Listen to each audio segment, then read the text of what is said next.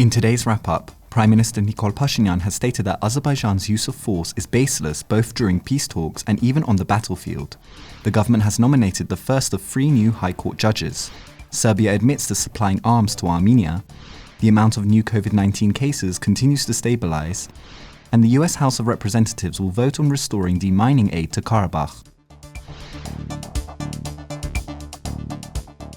Prime Minister Nikol Pashinyan spoke today at a government meeting about what the 2020 skirmishes mean for Armenia. He stated that Azerbaijan's use of force and threats of force have been failures, both at the negotiating table and now evidently on the battlefield, adding that Armenia has been urging Azerbaijan to not take this approach. He praised the armed forces for their combat effectiveness and ability to repel each Azerbaijani attack, as well as Armenian citizens and diasporans for their unity and support. Pashinyan went on to declare that the skirmishes turned out to be a victory for Armenian forces. The PM concluded by saying that the incursions took place on internationally recognized borders, adding that Azerbaijan's accusations of Armenian aggression are absurd.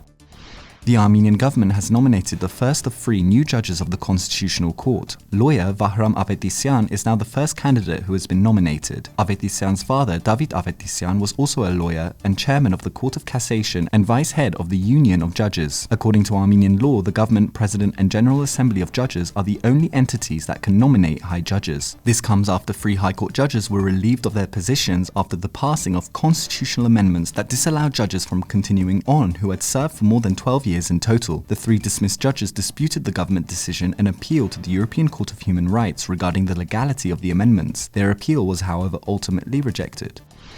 Serbia has admitted that it has been supplying weapons to the Armenian armed forces. Azerbaijan has complained about the supplying of weaponry by Serbia to Armenia, which included Serbia-made mortars. The arms were transported through Georgia to Armenia, which has also unnerved Baku. Azerbaijani authorities later summoned the Serbian ambassador. Meanwhile, Serbia's Minister of Trade stated that there are no international sanctions that restrict selling arms to Armenia. Georgia has denied allowing the transportation of weapons through its territory to Armenia. The Georgian foreign minister called the allegations a ploy to undermine Georgia and Azerbaijan's strategic partnership. Health authorities in Armenia have confirmed 469 new cases of COVID-19, raising the total number of cases to 36,162. 478 recoveries were also reported and 10 deaths, raising the death toll to 688. This marks a sustained reduced rate of new infections. The past week has seen the numbers in the 400 range. This is a marked improvement on previously experienced rates that reached 800.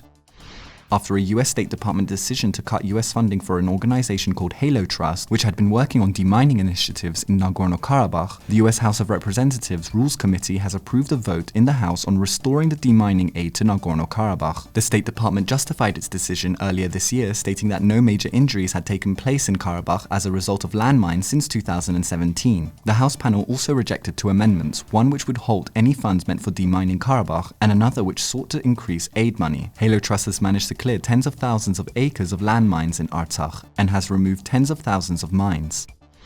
ՍիվիլՆեթ's Tatul Hagopian explained in a ՍիվիլՆեթ exclusive what is going on in the Berd area of Tavush using a map. Hagopian showed the positional changes that have taken place over the past 10 days, the details of any exclaves, positions of strategic significance like certain hills, as well as issues with the current maps being used. According to Hagopian, Armenian forces captured a hill which was within the internationally recognized territory of Armenia but was under Azerbaijani control since the 1990s. There is no clear demarcation between Armenia and Azerbaijan since the 2 countries went to war right after gaining independence.